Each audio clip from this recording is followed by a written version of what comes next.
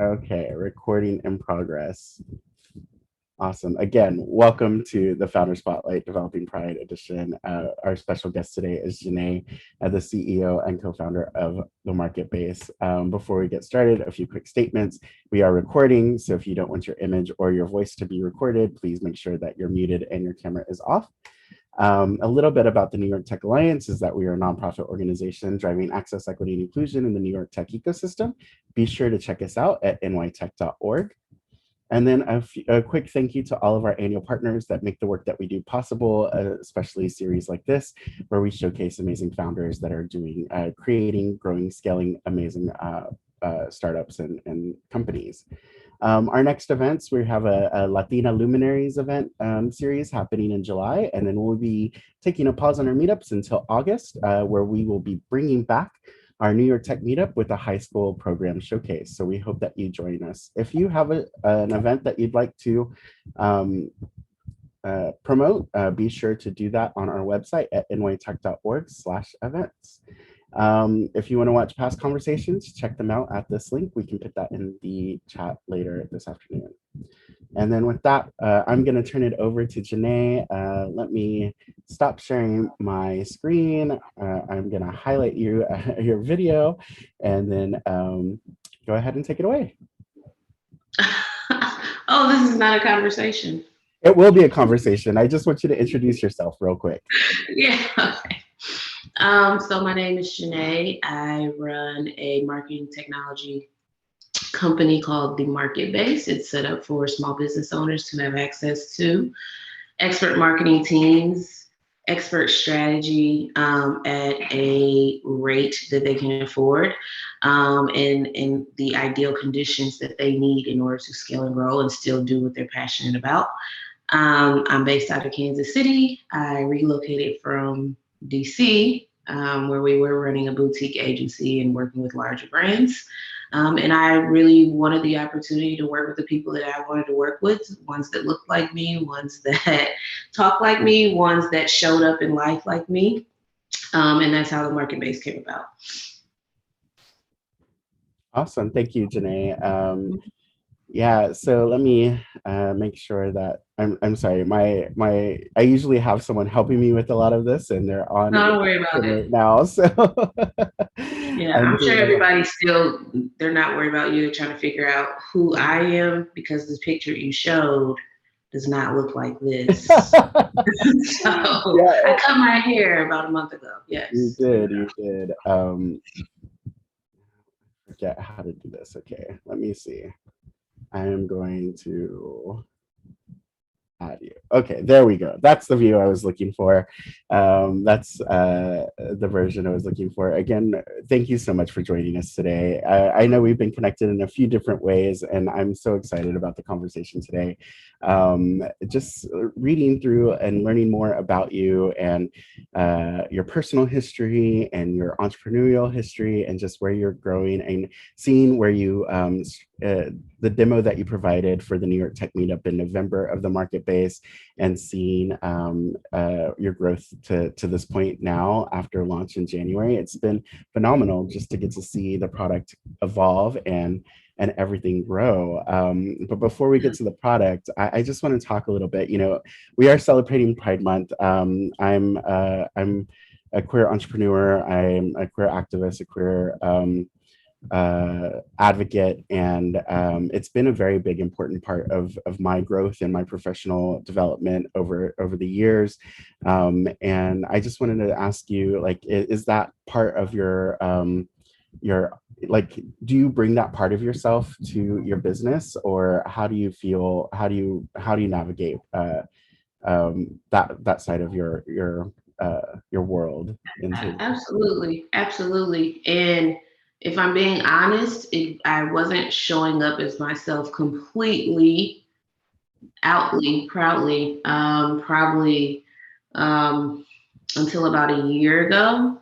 Initially, it was more, I'm already a woman in tech. I'm already Black in tech. Like, if they ask, sure, but like, we're not gonna just pop in the room with the rainbow flag and say, hey, not only am I these two things that are marginalized and that are going to block you from giving me funding, but I'm also this, which will also block you from giving me funding.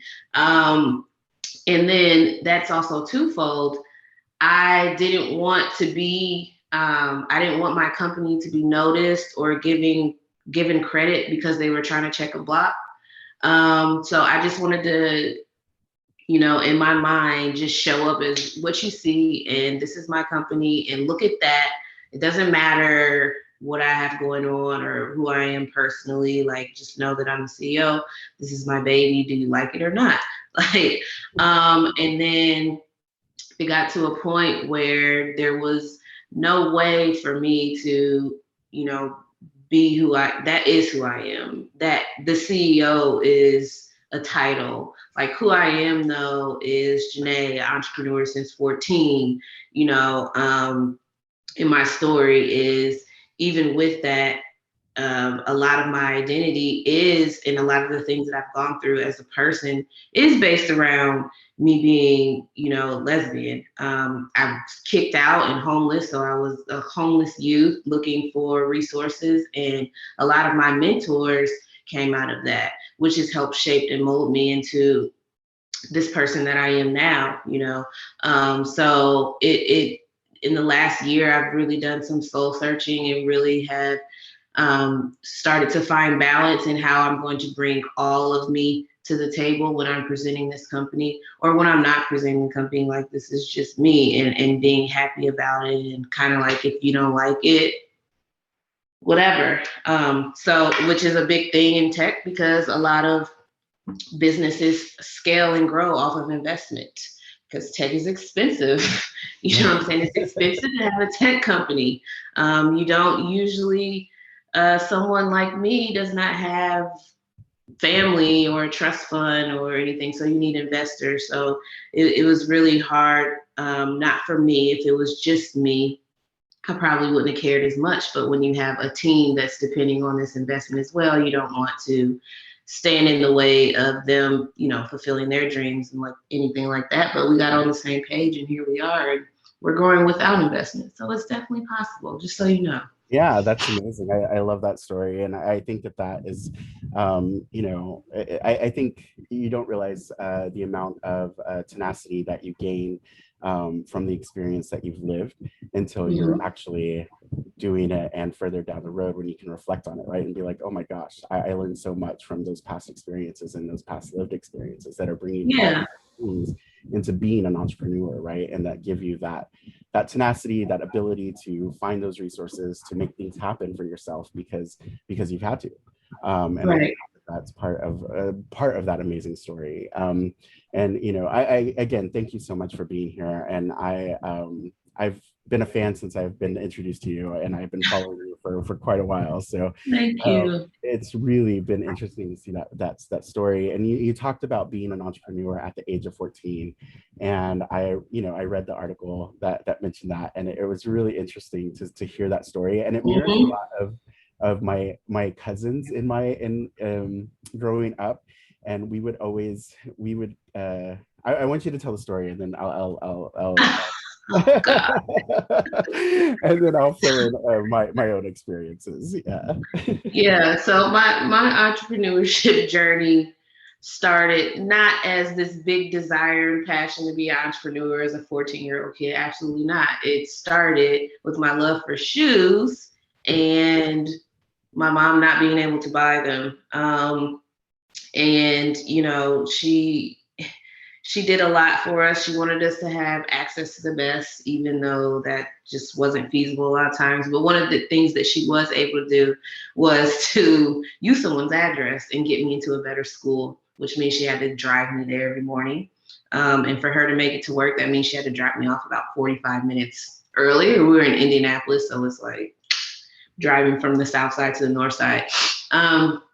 Anyway, so I would just be sitting there for 45 minutes waiting in the cafeteria to go to school, and they had a bookstore that was only open before school. So during the school day, it wasn't allowed to be open, but people still needed things out of there. So I took my little $20 a week lunch money, because at that school there wasn't really free lunch. But anyway, that's a whole nother thing we need to Exactly. talk That's a whole about with the school conversation. system, but we won't get into that. So I took that and I go to the bookstore and I buy all the pencils. I started off and I was just like, hey, if I eat this week, I eat. But the pencils were $1 there. I sold them for $1.50. I made all my money back in like 2 class periods. And I'm like, whoa, okay, let's try it again. This time I bought some notebooks and pens. Boom, sold them all. By the end of the week, my $20 was about 50-ish. And of course, my mom was like, what the heck? Like, what are you doing? Just, everybody calm down. I just want to be able to get these Air Maxes. Okay. I'm not doing anything illegal, whatever. But it got to the point where the principal caught wind and I was making like hundreds of dollars. I had like a small team and she shut it down immediately. She's like, hold on, this is like, you can't do that here. But that was my first experience with like being shut down by the big guys, being the little guys and like not being able to function the way that I wanted to function because they came in and squashed us. But yes, that is my start to entrepreneurship. And already managing a team. That's amazing. Exactly. Yes. Yeah, yes. I similarly, we used to take trips down to South Texas and go across the border to Mexico to get candy or whatnot, and just for the day. And I would come back with these packages of sal limon and gum, and then sell them at school. They cost like $2 for a gigantic pack, and you would sell them at a markup. And it's totally just that entire that experience of like, how do I get spending money? to get the things. How do I buy the things that I want? Because I'm poor. Yeah. My parents are poor. Yeah. Exactly. But no, that's a really thank you so much for sharing that story. And I think your experience as an entrepreneur shows tremendously, and the growth as an entrepreneur. Next, you started a gym. Is that correct? Yeah, well, I had next, I can draw, so I was drawing on clothes, and I did that all the way through high school and into college. And then, when I joined the military, I started a gym. That's awesome. And then you were able to sell that gym. Is that correct? Yeah. Yeah. Awesome. Quite the exit I did with that gym. Awesome. Good time. Yeah. And I think that experience right there is from what I understand, is what led to this idea of the market base. Correct? Yeah, I was doing all the market. I was doing everything. First things first, if there's any small business owners, do not do everything yourself. That was crazy. I don't know how I was younger. I'm sure that's it. I was there at 5 a.m. and I left at like 8 p.m., but I was doing everything. I was even still training.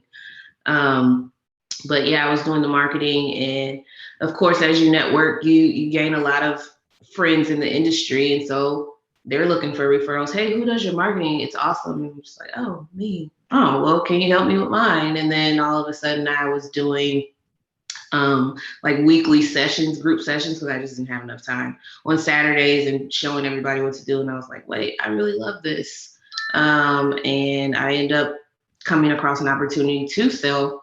And I was just tired of working 24/7. And I definitely just took it and said, I'm going to do this full time. And then all of a sudden I'm getting projects with Nike, and New York Fashion Week is really what like got us recognition as a boutique agency. And then the market base was formed out of that. Awesome. And so the experience was you started as kind of a consulting service provider doing marketing for these small businesses. And then the technology came after that. And now the market base. Can you explain what the market based technology is and how it works for the audience to understand? And then how did you transition for a consulting services to an actual tech startup? Mm-hmm. Yeah, so like I said, we were working on larger projects. I didn't like it. I didn't like working with corporations at all. I mean, as you just heard, I started with a very like boutique type experience working one-on-one. And, you know, if I'm being honest, they don't deserve the type of experience that they were getting with us. Seriously, the small business owners and the founders and the entrepreneurs that are actually passionate and putting their whole entire livelihood behind their businesses deserve that type of help. And you can't get it. There's no access. So we had to figure out a way to package up what we were providing for Nikes and Lifts and Hugo Bosses and Soldier Fits into something that was affordable for a smaller business. And my co-founder actually started to develop. We kind of came up with it. He started developing it immediately, and it was just like, wait a minute, let's employ it with let's actually employ it with the marketing director of this campaign in DC for Nike for this shoe release and see if it works. And boom, it did. So, all right, well, let's start working with small businesses. And we were able to transition, and it got to the point where I was like, deuces, DC, I'm out of here. I'm going to Kansas City where my co-founder is, because we just grew so quickly. And it just validated like small businesses need and deserve this. And it's really a place where small business owners can connect and align with their marketing team and feel safe and secure to have a team that they didn't have to get on Upwork or, get referred, and then they need all these things, but really this person can only do this. Like, it really would take a freaking unicorn of a marketing freelancer to provide everything that you need as a small business to scale and grow. So that's kind of how we became a tech company. It's just a delivery. I still feel like we're a marketing agency with a tech front end, but apparently to everybody else, we're a marketing software, and we're actually creating another tool for marketing freelancers so they can get a piece of the pie that incorporates some AI. So it's taking a second, but literally put your client's information in and push a button. It'll generate a strategy, generate your copy, generate your email campaigns, everything you need to run a successful campaign. So that's really what we're about, is providing resources and tools to small business owners in the marketing industry, just leveling that playing field, because it is not built for small businesses. It's built for Nike, Pepsi, BMW, people who have $1 million budget per month to dump into marketing, who can constantly create that content that's resonating with them, hitting all of those keywords and hitting all of the algorithms in the right way. And it's a very difficult thing. I love your passion for small business, focusing on small businesses and early stage founders and founders that are putting all of their hard work into building what they're doing. Because it was us. It's us. Right. You're literally building something for yourself, so it's really easy, and it's really easy to get behind and believe in.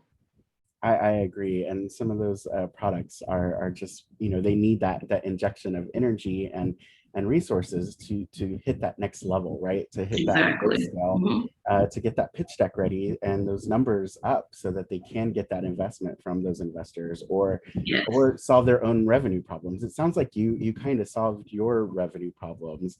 Can you talk a little bit about that, and like how bootstrapping and not finding the investment, how did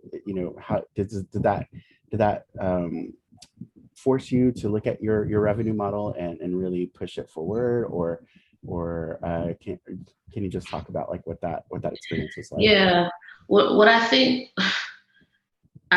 more who I am, my identity, the Black female lesbian in tech, and the statistically knowing, no matter how many people you talk to, you're not going to get funding for this, right? So it creates kind of a fire in you, but also just an attitude of, I don't really care about looking right for an investor. I don't really care about if my pitch deck convinces you to invest. Like, it's more along the lines of, here's an overview of this badass tool that we just created. Do you want to try it out? Not, do you want to invest $1 million in it? Yeah, our valuation is $1 million. So whatever, but I think bootstrapping actually allowed us to move faster, because if you don't know, once you have investment, they kind of have some say in some things that you do. And I don't like that at all. I think that their idea, their focus is return on investment, and our focus is building small businesses, and that doesn't align with VCs, maybe an angel investor, but we didn't really put ourselves out there in the investment. Like we didn't have any rounds or anything like that. We bootstrapped, and it also makes you really, really look at your business and say, will this work? You know, we had, my co-founder put $500 in. I put in $2,000, and my dad gave us a $500 check, and we made a prototype. And then that is essentially, that was our investment, you know, and it worked. But when you don't have $1 million to burn through, when you have $2,500 and you have to create an entire business, you'll probably do it a lot. Yeah, a lot more careful. You know, you'll be really, really, really invested in every decision that you make. If I had $1 million, you know, we would, let's hire a staff and let's get an office so that we have somewhere to work. Like, and yeah, no. So I think that bootstrapping actually allowed us to grow quicker. We didn't wait on anybody. We did what we needed to do. We looked at the numbers and we made adjustments as we needed.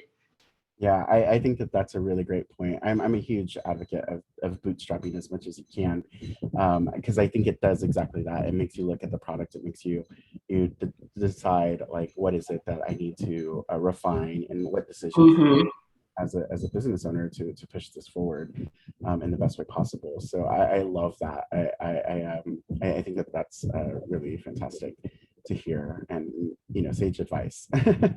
Yeah. So when you were, so I want to talk about meeting your co-founder. I've looked at your team. They're really, it looks like you have an amazing team around you, but it looks like your co-founder, you and your co-founder have a really great relationship. And he's all right. How did you go about finding your co-founder? How did that happen? You know, were you actually looking for somebody, or was it kind of serendipitous and it just kind of came about through your networks? I knew that I'm not a developer, so I knew that I needed a developer. I didn't know that I would bring somebody on and give equity and co-found or anything like that. But I actually met him when we were working on a project. We were both consulting. He was consulting on the software side, and I was consulting on the marketing side with a larger company that white labeled for digital marketing agencies. So I was consulting their agencies, and he was consulting on a software to deliver. If being transparent, the company is just not a bad company. The things that the practices just totally went against our values, and we kind of connected just griping about that, and then we became friends. And then his work ethic is crazy. He's so smart, and you would never know that he's super young.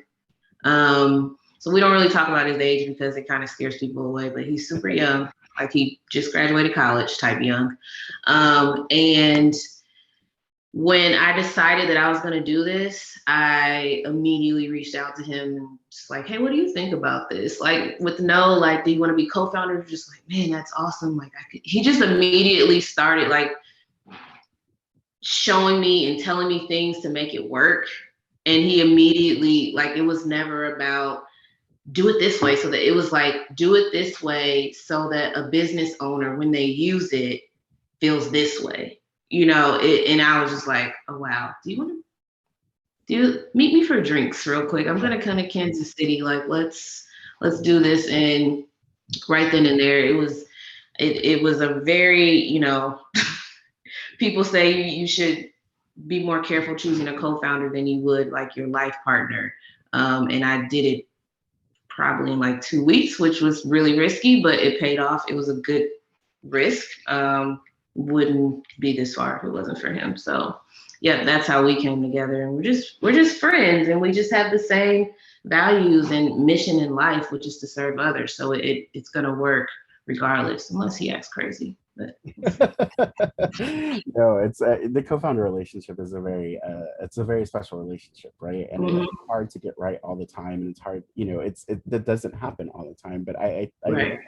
the things that you said about aligning values and your mission, and you're already starting to build the culture of the company from Yes. just the relationship of you and your co-founder. And I think that it really resonates in the way that I think a good company is founded, right? Like you're Yes. already aligning ideals, you're aligning your mission as a company, and I think that will further color the culture and just the definition of who you are, who the market base will become. And I want to touch on that a little bit, and just your experience and your co-founder's experience, and how that's already impacting kind of the people that you're bringing into your team, and how you're working with both the small businesses and your marketing uh, project managers and such, your marketing team. How does that really influence what kind of advice do you have for other CEOs or founders that are starting to build their teams? Yeah. One thing I see that, a lot of companies, larger companies, smaller companies, nonprofits, we want an inclusive workspace. We want an inclusive culture, and I don't want to say blah, blah, blah, but blah, blah, blah. And I don't think that's really organic to hire in that way. I think that if, you hire in a way that best serves your customers and your company, meaning you're finding people that have the same mission and values, right? You're finding people that care about their work and care about the impact that they bring to lives, not just their organization, but to their friendships, their relationships, their workplace, their environment. Then you do have an inclusive workspace, right? Everybody's going to look different. That system doesn't just fall with white males. It doesn't just fall with the LGBT community. It doesn't just fall with minorities. You will start to come across different people. And usually those people have lived a lot of life. They've been all over. They're usually not a white male. So you start to develop a culture that brings in other people like you. And all of a sudden you look around and it's like, oh, wow, we have someone Muslim on our team. We have someone who is a Black male in tech, which is also the 1% on our team. Oh, we have someone over here who actually moved here from the Philippines. This is an immigrant. And I'm naming people that are on our team right now. We have someone from Africa. Like, that didn't come because we said, let's go find somebody from Africa. That'll look really inclusive.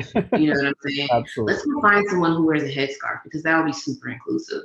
No, these are the people that fell into our lap because we've looked for people who have the same mission and values as us. Absolutely. And I think that speaks again to who you are as a founder, who you are as a leader in the space, and just projecting your authentic self, projecting who you are to the community, and then surfacing people of similar values and mission and alignment that are wanting to come and join you and join your team. It's really, I'm really, again, very excited for where you're going as a company and the market base overall. I think you as a leader, you're phenomenal. It's really great to see. Oh, thanks, Andy. I see a question that says, how do I plan to keep that up as I scale to 1,000 employees? I honestly have not seen us being a company with 1,000 employees. But if that happens, I feel like it'll be the same. At this point, you just have to get a little more granular, like with your hiring managers and directors for each department. You know that your developers, just because of the pool, is mostly going to be white males. But if the culture is inclusive, they're going to know, don't you dare come in here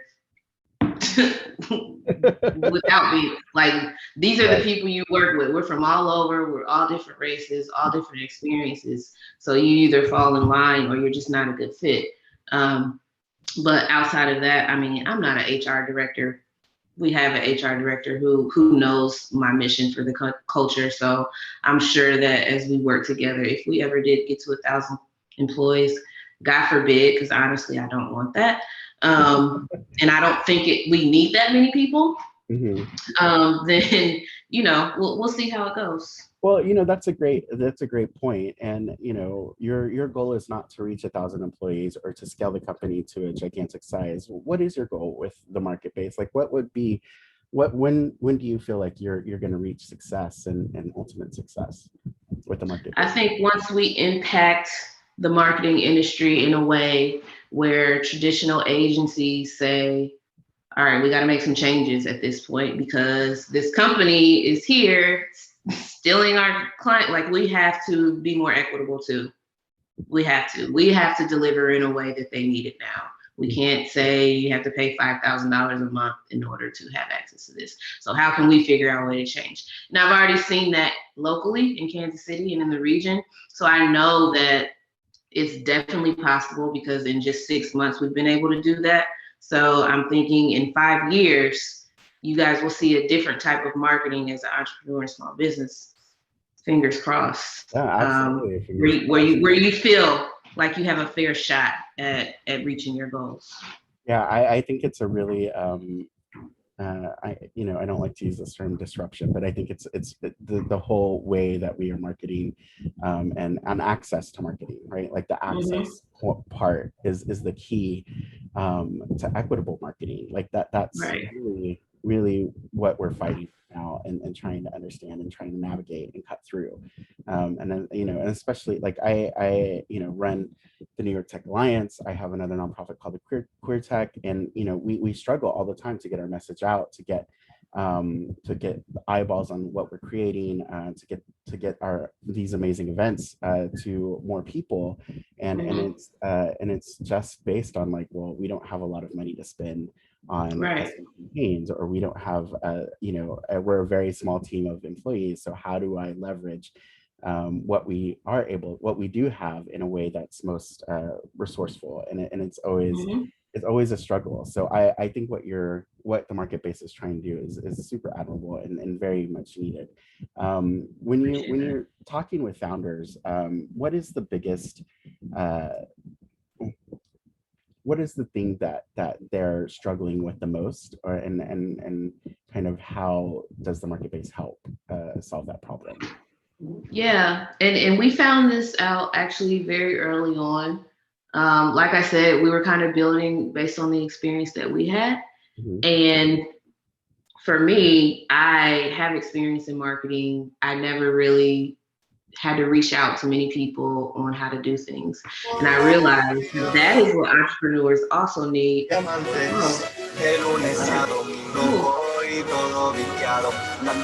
you, guys. Okay. Nice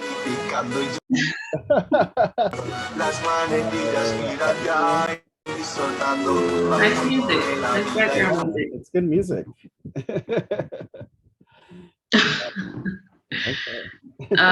Anywho, yeah, I've lost my train of thought. But yes, the consultant part. So everyone is matched with a strategist, and it's called a strategist hourly, but really it's a sounding board. Really, it's for an entrepreneur who we all know is passionate about things, solving problems, comes up with a new idea every day, comes up with a new change for their business every day. And because you're a startup, you're evolving, you're growing, you're seeing which direction works and which doesn't. So they're able to come in and say, hey, Andy, listen to this idea. What do you think? And then Andy can come back and say, Jannae, you are way off. Like, what are you talking about right now? Let's focus back in. You're way out here. Let's get back over here. Or Andy can say, Jannae, wow, excellent. How do you want us to adjust the marketing campaign? This is great. We need to work this in, right? So just having someone, a neutral party, to be able to say, hey, you're spot on, or absolutely not. Or just say, I don't understand this. Can you explain it to me? I trust you guys, but like, what the heck is a Facebook marketing campaign, and what is a lookalike audience? I don't know. You know what I mean? So that is one of the things we figured out in beta, and honestly, that our retention rate just skyrocketed. We don't usually lose people unless they go out of business or something. You know what I mean? Like, they just decide to move to a different area, and usually they come back with their new business and sign up for the market base for that. So Yeah, that would be the one. That would be the thing. Yeah, I imagine it. It sounds like a nice, it almost sounds like a therapy, a marketing therapy session for Yeah, founders and exactly. people. Ooh, all right, and you may be onto something. You may be onto something. Yeah, it's a part, I know that I personally struggle with the marketing aspect very much in a lot of in what I do. And it's not because I am not knowledgeable or I don't understand it. It's just things change so quickly and it's hard to keep up with everything that's happening. And I'm not a social media native, so I had to learn a lot of these things. And it's constantly changing and it's constantly evolving, and it's hard to that's a big part of the marketing piece is keeping up with it. Yeah. Oh my God, we hate Instagram. We hate it here. Oh God, every month we have a monthly meeting now for Instagram to see what's changed and how we're going to start offering this and all these things. They make my life so hard, but everybody posts on Instagram, I guess. Yes, it's interesting. Now, how do you feel about new media that's coming up and out, and how do you help founders? Like, what advice do you have for founders to take advantage of some of this new media, like TikTok or Instagram stories, or Twitter's even starting.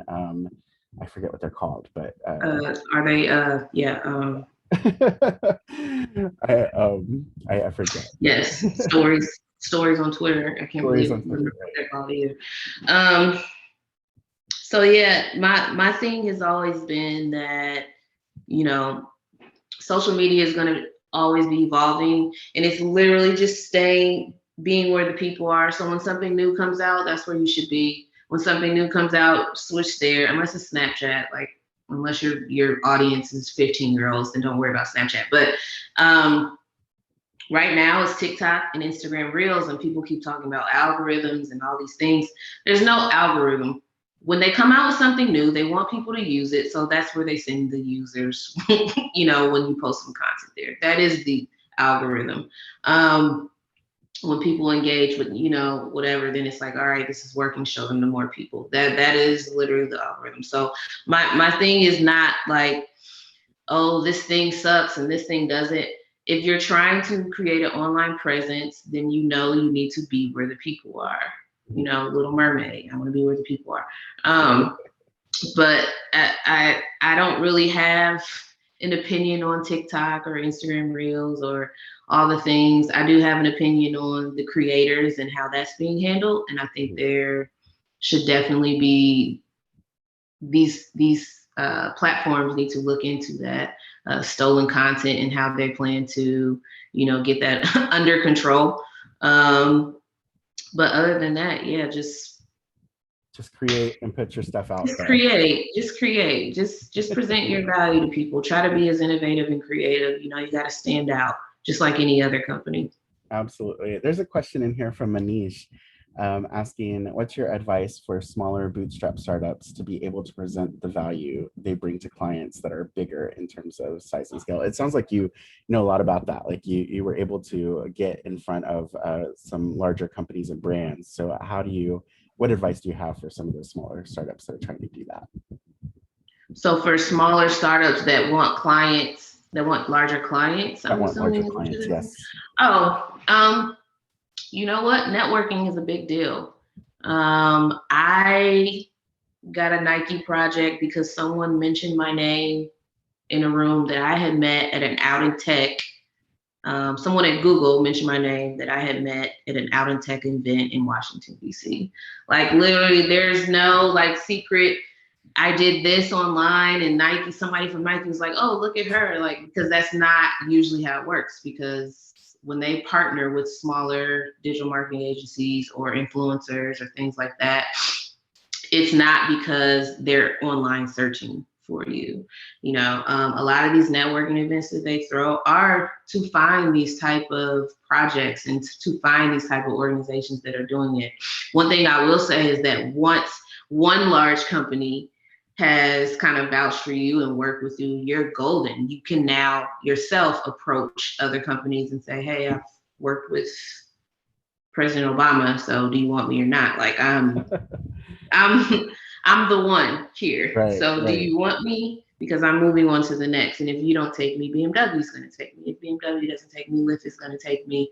Like, I will easily get projects now. So it's just getting that one big person to kind of vouch for you, or that one article in Huffington Post or Forbes or whatever people are reading nowadays. I don't know. Yeah. No, I like that. I like that a lot. I know that networking is a huge piece of it. That's why we run a number of these types of events, just for people to meet each other and connect. I also think that, you know, I love that idea of finding that champion. You said someone at a room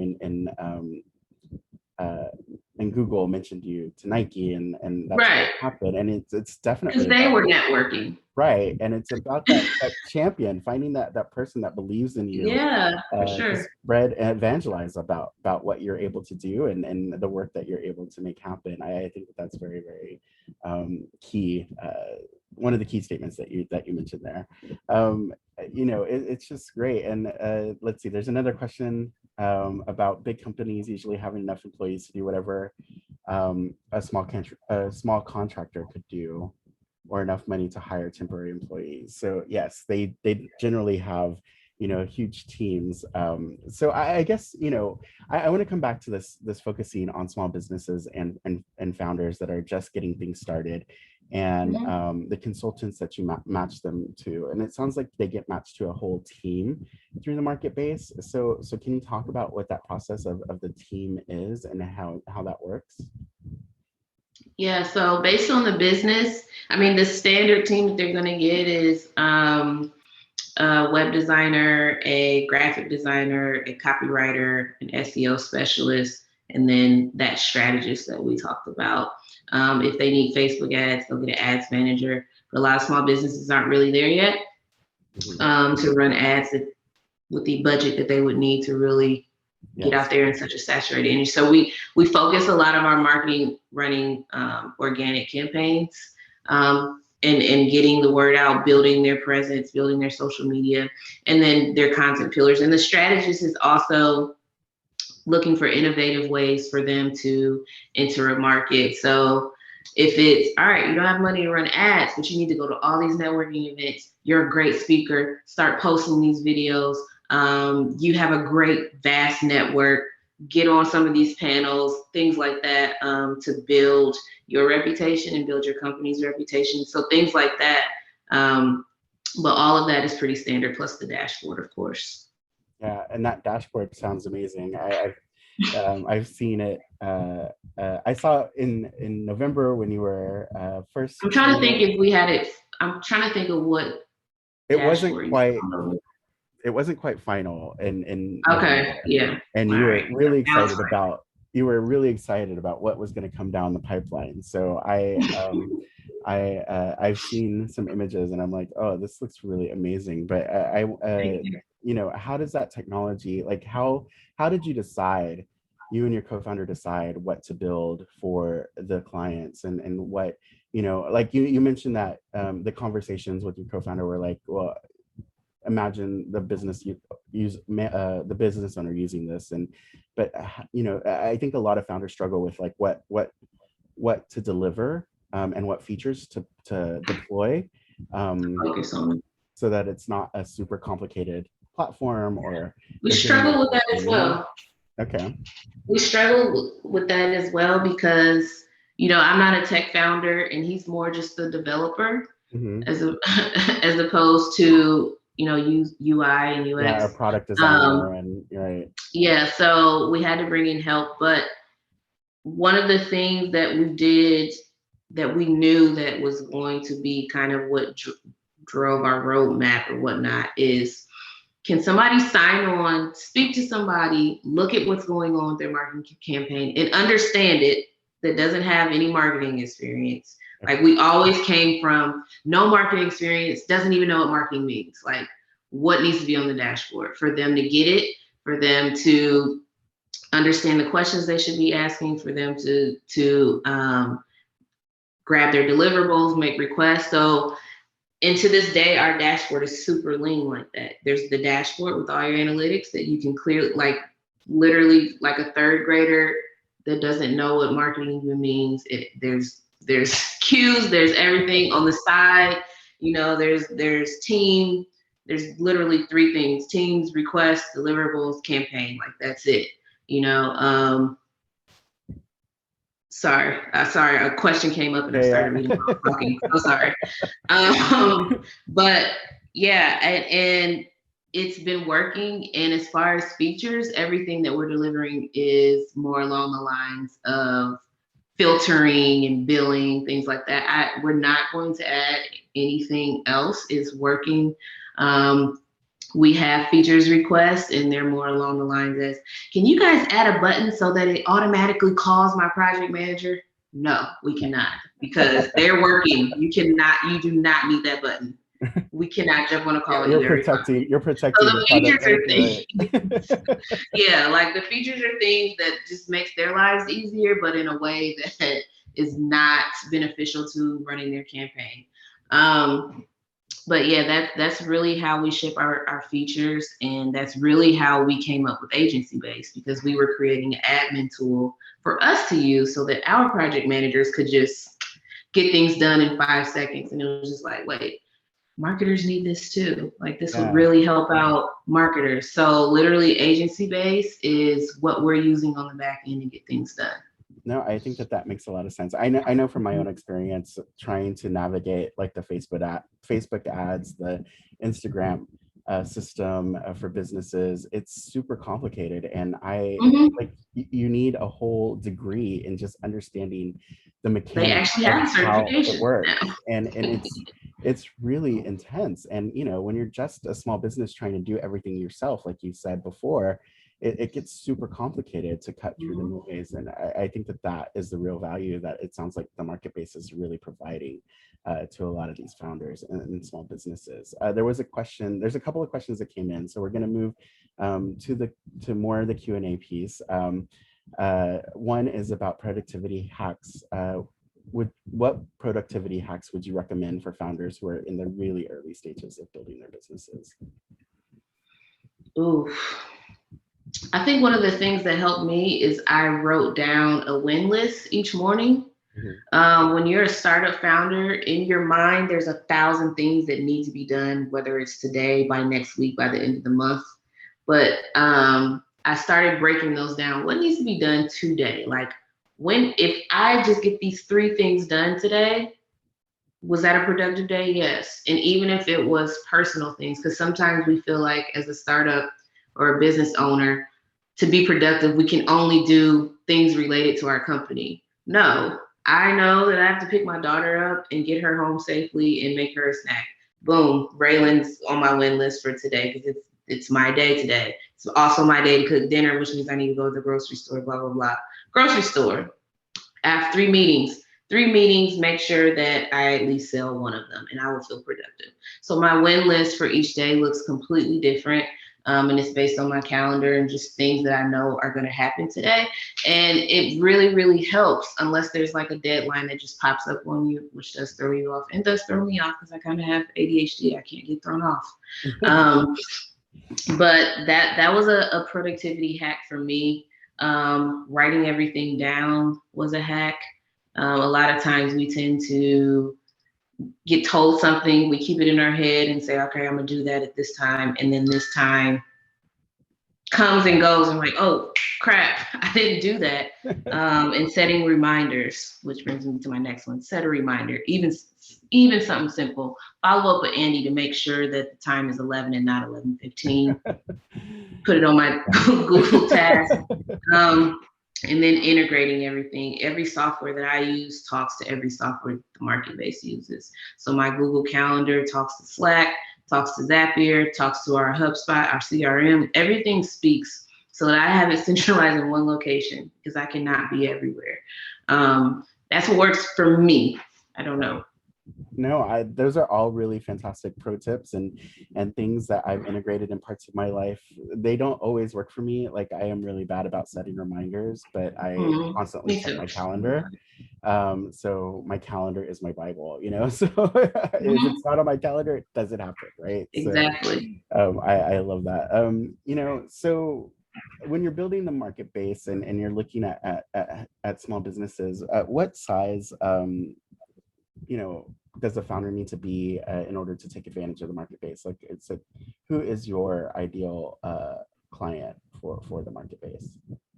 Oh my gosh, this question is one that we're still answering because we have seen every size. In our monthly subscription is $549 per month, right?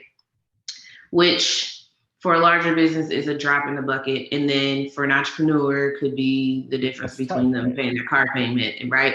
Right. And then so we, knowing that initially we're like, well, entrepreneurs like solo founders who have just started probably can't afford us. And then our first client was two guys who came in, had never had any business, were developing a product, and they just dropped 5K and like did the entire. So it was like, it really just depends on, I don't think we can look at stage of business at this point. I think we just need to look at the founders, what type of founders do we want to work with? If you can afford us, you can afford us. If you can't, you can't. We have resources for you too. But the founders that we want to work with are those that are passionate about what they're doing, those that are feeling overwhelmed, those that I don't know what to do, please help me. Like, they're at that stage. Maybe if they've hired someone and it didn't work out, maybe they want to fire someone because it's not working out. Maybe they don't know who to hire or how to hire. Like, those are the founders essentially that we're targeting.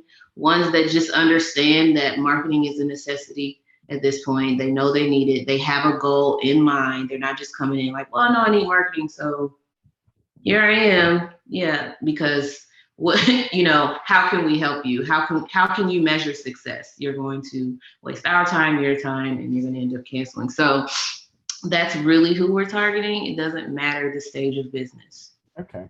And then you mentioned resources for some of the founders who aren't quite able to afford you at this point. Like, how do you, what are those resources that you have out, and how do you communicate that?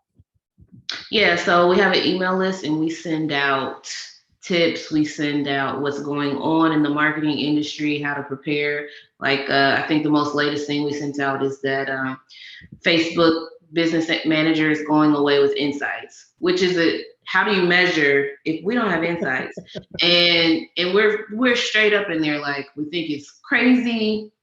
We don't understand why they're doing it. We don't have answers for you. Like, we don't know what they're replacing it with.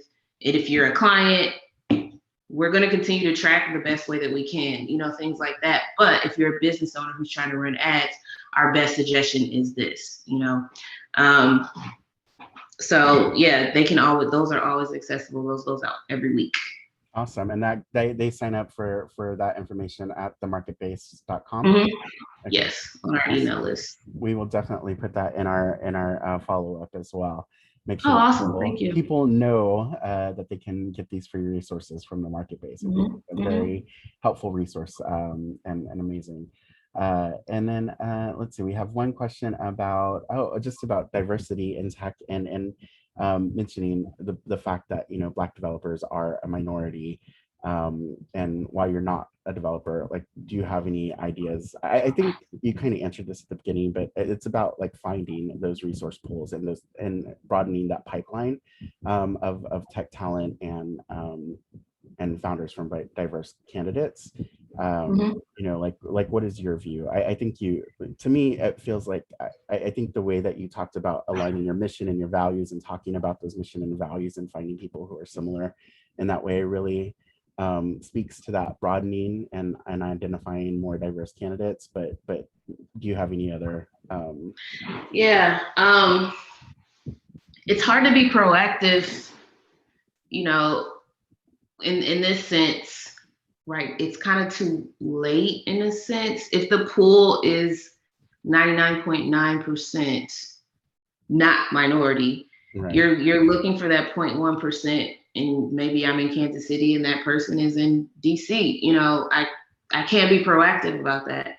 I think investing in programs that broaden that pool when they're younger. I didn't really realize I could start a tech company until I was an adult, and it still wasn't on my radar. It still wasn't really something that I felt like, wow, you can really do this, because I was never approached with it. I was never told like, hey, did you know about this career field where you could do tech, that computer that you're working on? Like, somebody does that. You know what I'm saying? So there's lots of programs that we even work with. There's one here called We Code KC that teaches young kids from 6 to 18 to code. They've been exposed to this. Now they realize, okay, when I get older, I can be a developer. And all of them are minorities, you know, from inner city. So it's kind of too late now at this point with hiring practice to say, how can I be proactive in hiring minorities? One, it's illegal, but two, you know, if there's only to pick from in the entire nation, and I'm definitely being, I know, you know, whatever, there's way more than 10, but if there's only 10 to pick from, there's no proactivity with that outside of watching them on LinkedIn and hoping that they get fired from somewhere and then going and saying, we'll hire you. So I think it really starts these larger companies that have these budgets to invest in whatever causes they feel like investing in. That needs to be a cause. Mm-hmm. If you're Google, you'll know you'll be around for the next 100 years. So that means investing in the new youth now, you're investing in your future workers, right? Yeah, absolutely. I think that there's a long-term payoff. There's I think it's it's a twofold, right? Like you attack the pipeline at the early stages, like you said, through different programs and initiatives. We're actually going to be featuring a few of them in our August meetup, high school initiatives that are focused on STEM education and training. And then you know, to that point about pipeline and candidates that exist, you need to look in places that you normally don't look, right? Like expand your network, expand where you're looking for talent. You can't just look at the Ivy Leagues for graduating a computer science. You can't just post a job on LinkedIn and hope that they'll come. Like you said before, go to these events, go to these networking events, and be willing to mentor and be that create that representation that matters. And there's, you know, like CUNY is a huge the City University of New York here, and they have a huge computer science program producing amazing talent every year, and a lot of that talent doesn't get scooped up because they're not coming from Ivy League schools. So I think you know, a lot of it is looking at other resources that exist within your community and looking at other pathways. You know, not everybody is following that traditional pathway, but it doesn't they're not going to be a great. Some people are self-taught. Exactly. Your best my co-founder is self-taught. He's one of the best developers I've met. Yeah. You know what I mean? Like in all languages, it's amazing to watch. But you know, you're not gonna. Luckily, he does have a degree. But if he hadn't gone to school, because he went to school for psychology, like he was doing development on the side and just learning the code and things like that. But no one would ever find him or even hire him because he doesn't have a degree. Yeah, I think that that's amazing. And I also, you know, for the other founders out there that think they need a technical co-founder, or they need, there's so many products that are no code based, or ways to hack together your MVP, that you can do that without having that technical role right away. I think that that's also important for people to understand that, like you said, just getting things started and putting things out there is really the main point. We're going to go ahead and wrap up the conversation. It's been such a pleasure. I know it was a rough start to the beginning, just getting everybody on, and my own technical difficulties. I apologize for that, but it's been I've really enjoyed the conversation with you today. And there's two questions that I'd like to end with. The first question is, what is one great thing that has happened to you recently that has made you so excited and happy in your life or in business or anything? I got engaged in January, so I'm getting married this September. That's been pretty exciting. That's amazing. That's amazing. Congratulations. Yeah. That's a huge, you know, I imagine that you're floating through Oh my God, yeah, it's been great. We just won some awards. It was my birthday. That happened. It's been crazy year. That's amazing. I'm so happy to hear all of that. And then what is, well, I guess this kind of answers the next question, but what is something that you're really looking forward to in the next couple of months? Yeah, finally getting done with wedding planning. I'm not even gonna say the lyrics, but being done with wedding planning. Yeah. Yes, I'm looking forward to being done with that. That's a whole full-time job. People don't understand Right. how Oh my much God. time and energy that takes. My poor assistant, all of a sudden there's stuff on my calendar to do with weddings. She's like, I'm not here for this, but all right.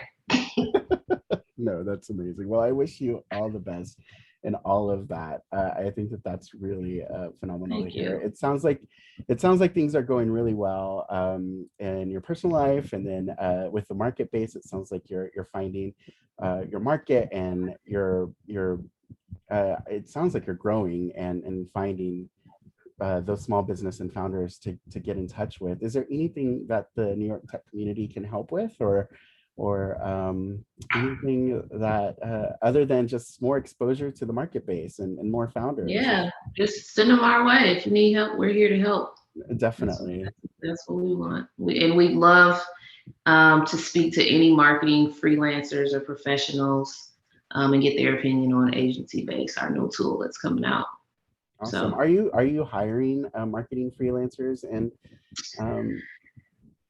we are hiring right now 2 project managers. So you're really a project manager, but you need to have a marketing background, if that makes sense. it Really makes hard to total find. sense. It's a difficult thing. Like Yeah. yeah, it's hard to find, like you said, find those right people who understand and can really push things forward for you. It's Yeah. Oh, we're also hiring an onboarding specialist if oh, anybody wants that. It's not, it's no tech job or anything. It's no, literally absolutely. an onboarding specialist, but Are part-time you, gig. yeah, are you looking remote, or do they need to be in Yeah, Kansas? remote's fine. Remote's Yeah. fine. Okay, awesome. Well, that's a great shout out to the community. If anybody's looking for a part-time gig or a full-time gig, check out the market base. It's really amazing. And Jannae, you've been such an amazing conversation, and I really am a huge fan. I can't wait to see where you go in the future, how the market base develops, Thank you. how Thank everything moves you. forward. If you need anything from the New York Tech Alliance or for myself, I'm here for your support. And thank you to everybody who's been on the call today. It's been a pleasure getting to celebrate Pride with you, getting to talk about all these different things that make the market base, and Jannae, it's been really fun. Yeah, thanks for asking questions, guys. I love this. I love this. Awesome. Always a good talk. Yes, well, I'll definitely have you back at some point, and thank you again. Thank Of you, course. everyone. And we'll put our contact information in the chat, and feel free to connect away. And yeah, thank you so much. I'm going to stop recording, but feel free to stick around for a few minutes. Thank you.